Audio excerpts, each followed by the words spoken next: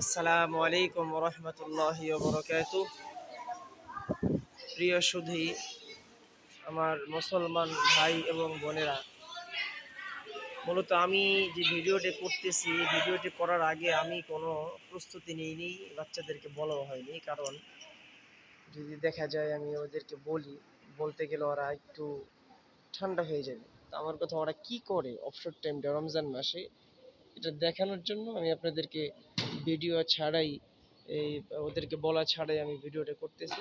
দেখেন, রমজান মাসে এই ছোট ছোট বাচ্চাগুলো আপনার কি করে বাড়িতে মা বাবার সাথে বায়না করে, এটা খাবো ওটা খাবো।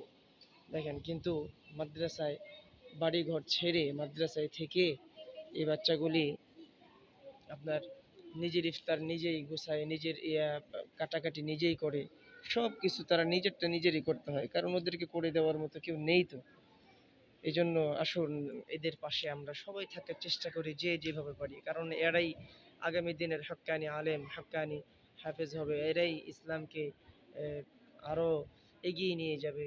আমাদের মুসলমান যারা জনসাধারণ মা বোন আছে, ভাই আছে, এদেরকে তারাই দিনের দাওয়াত দিবে। আল্লাহ সকলকে খালেস ভাবে ওদের পাশে থাকার তৌফিক দান করুক। আসসালামু আলাইকুম রহমতুল্লাহ।